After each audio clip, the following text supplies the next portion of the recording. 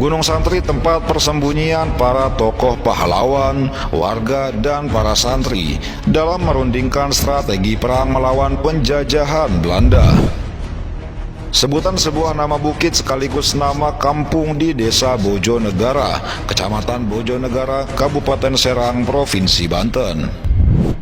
Gunung ini terletak di tengah gunung-gunung yang memanjang, dimulai dari pantai dan berakhir pada gunung induk yaitu Gunung Gede. Gunung Santri selalu menjadi objek wisata religi yang ramai dikunjungi warga, sebab di kawasan ini dikelilingi makam para tokoh pahlawan pada masa Kesultanan Banten. Makam para pahlawan itu terlihat dari banyaknya kuburan berbatu nisan kuno yang berada di sepanjang jalan menuju puncak gunung. Salah satu tokoh karismatik yang dimakamkan di puncak Gunung Santri yaitu Syekh Muhammad Soleh. Beliau adalah salah satu santri kesayangan Sunan Ampel. Syekh Muhammad Soleh dikenal sebagai ulama yang berperan aktif dalam menyebarkan agama Islam. Penyebarannya hingga ke pelosok wilayah pantai utara Banten. Beliau wafat pada usia 76 tahun, tepatnya pada 1550.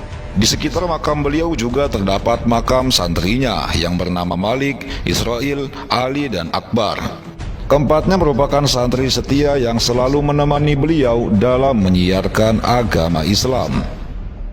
Selain terdapat makam para pahlawan, Gunung Santri adalah gunung bersejarah yang menjadi tempat persembunyian para prajurit merah putih untuk mengatur strategi perlawanan terhadap para penjajah Belanda.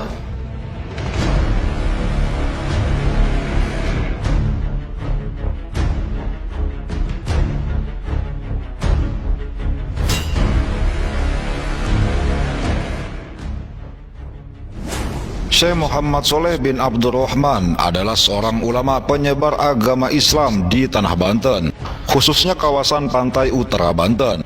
Beliau adalah murid dari Sunan Ampel.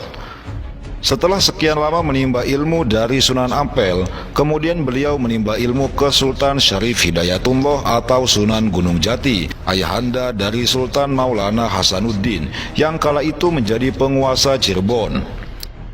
Setelah menimba ilmu dari Sunan Gunung Jati, lalu Syekh Muhammad Soleh diperintahkan oleh gurunya itu untuk berdakwah sambil mencari putranya Maulana Hasanuddin yang pergi ke Banten dan sudah lama tidak kembali ke Cirebon.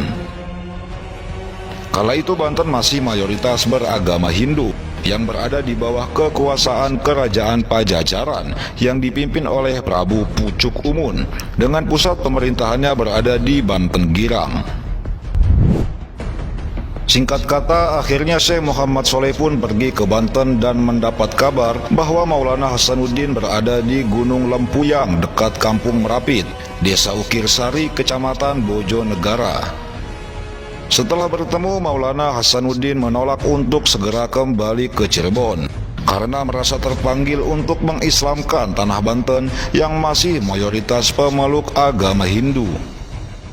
Syekh Muhammad Soleh pun akhirnya menetap di Gunung Santri dan mulai berdakwah menemani Sultan Maulana Hasanuddin. Melihat keahliannya, Maulana Hasanuddin pun mengangkat Syekh Muhammad Soleh untuk menjadi pengawal sekaligus penasehat dengan julukan Cili Koret. Namun syiar yang diupayakan oleh Maulana Hasanuddin mendapat tantangan dari Prabu Pucuk Umun, sang penguasa Banten kala itu, yang merasa semakin kehilangan pengaruh akibat masuknya ajaran Islam yang dibawa oleh Sultan Maulana Hasanuddin.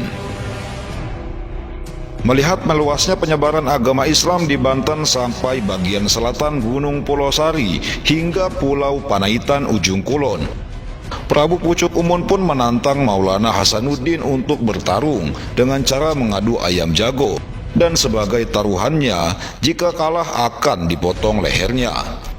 Tantangan itu pun lalu diterima Maulana Hasanuddin dengan senang hati. Setelah bermusyawarah dengan pengawalnya Syekh Muhammad Soleh, akhirnya disepakati bahwa yang akan bertarung melawan ayam jago milik Prabu Pucuk Umun adalah Syekh Muhammad Soleh yang nanti akan berubah wujud menjadi bentuk ayam jago, seperti halnya ayam jago biasa.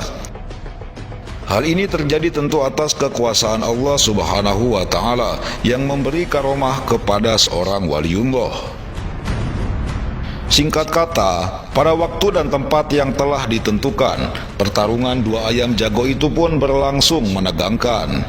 Keduanya bersikeras untuk memperoleh kemenangan. Hingga pada akhirnya, ayam jago milik Maulana Hasanuddin yang memenangkan pertandingan. Lalu Maulana Hasanuddin membawa ayam jagonya yang tak lain jelmaan Syekh Muhammad Soleh itu dan pulang ke rumah.